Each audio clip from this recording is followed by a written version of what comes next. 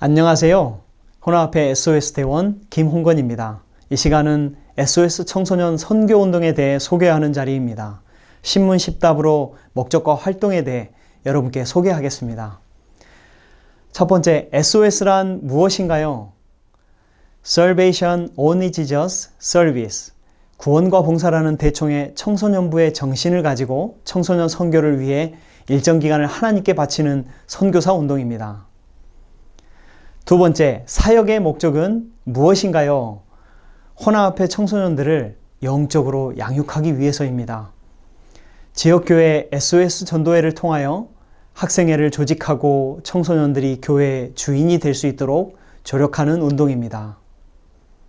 세 번째, SOS는 어떤 것을 배우나요? 모든 사역의 가장 기본은 하나님과의 관계입니다. 청소년 선교사로 파송하기 위해 다음과 같은 기본 훈련을 하게 됩니다. 첫 번째로는 기도 훈련입니다. 기도가 생활 습관이 되도록 훈련합니다. 두 번째는 말씀 묵상 훈련입니다. 하나님의 마음을 잘 알아가도록 성경 읽는 원리와 습관의 훈련을 하게 됩니다. 세 번째로는 전도 훈련입니다. 언제나 어디서나 누구를 만나도 1:1 전도를 할 수 있도록 5가지 성경 교수법을 숙달하고 실습합니다.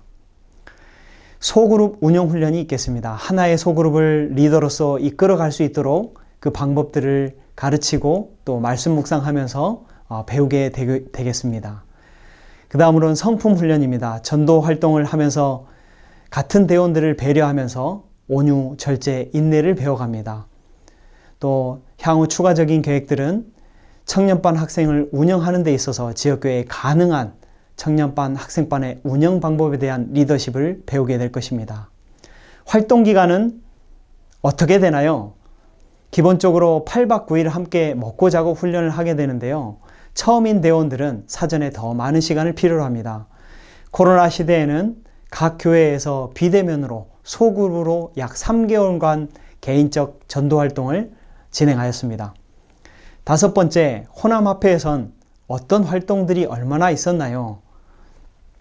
2018년부터 2019년 2년 사이에 총 14곳에서 진행하였고 211명이 활동하였습니다. 2021년 올해는 비대면으로 소그룹 교회 약 10곳에서 53명의 대원들이 활동하였습니다. 이 숫자는 지금까지 호남합회 청소년들의 약 3분의 1 이상이 참여하게 된 것입니다. 여섯 번째, 비대면 코로나 시기에는 어떻게 하나요? 소그룹 또 지역교회에 맞게 개인적으로 운동을 하는 것으로 확대했습니다. SOS 센터에서는 지원하는 소그룹과 교회에 교제와 양육하는 그런 것들을 지원하고 코치했습니다. 또 필요하다면 SOS를 직접 이끌었던 사역자가 온라인과 현장 교육을 통해서 성경 교수를 지도했습니다. 방식은 각자의 소그룹에서 교회팀에서 양육을 받고 소그룹 모임으로 영적 훈련을 하는 것입니다. 그리고 개인적으로 2개월간 각자 개인 전도를 하는 것입니다. 일곱 번째, 어떻게 신청하나요? 청소년 부장님이신 김성민 목사님과 저에게 연락을 주시면 자세하게 설명을 드리겠습니다. 여덟 번째입니다. 우리 교회도 할 수 있을까요? 네, 어느 교회든 지원할 수 있습니다. 필요한 것은 청년들의 관심을 갖고 양육할 헌신되는 교회의 마음이고요. 두 번째로는 지속적으로 헌신하실 교인들의 은사를 가지신 인재입니다. 세 번째는 부족한 부분들은 사전에 준비하여 맞추도록 하는 것입니다. 아홉 번째, SOS 활동이 이어지기 위해서는 어떻게 해야 하나요? 이것은 매우 어려운 문제인데요. 교회는 지속적인 교회의 노력이 필요한데 장기적인 청소년 선교 계획이 필요합니다. 리더는 교회의 청년들을 지도할 은사를 가진 귀한 인재가 필요합니다. 세 번째, 교육입니다. 청소년들을 지도할 리더에게는 청소년을 지도할 만한 리더십 과정이 필요할 것입니다. 신앙 전승의 책임이 10번째 있습니다. 시편 23편 4절, 시돈이여 너는 부끄러워할지어다.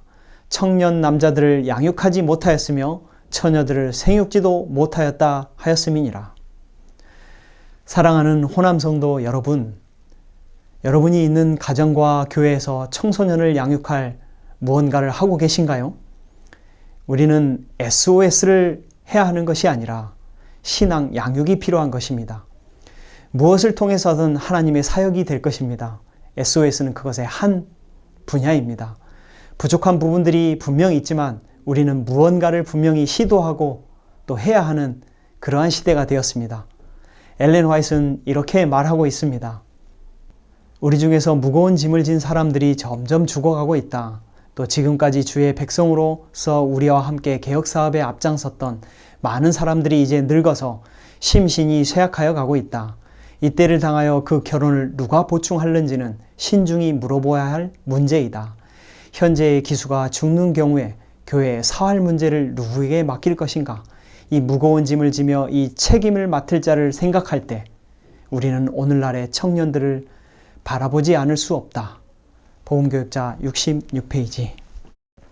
새천사의 기별을 우리에 이어 널리 펼칠 하나님의 일꾼을 양육할 때입니다. 무엇이든 누군가는 해야 하는 하나님께서 주신 일입니다. 마라나타, 예수님 곧 오십니다. 감사하신 하나님, 우리에게 하나님의 사역을 함께 할 수 있는 기회를 주셔서 감사합니다. 우리에게 청소년들을 주셔서 감사합니다.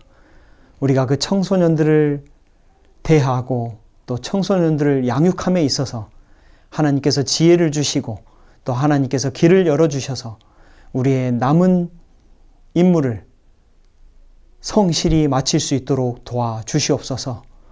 그리고 또한 하나님의 일꾼으로 온전히 헌신할 수 있는 저희들을 사용하여 주시고 또한 불러 주시옵소서.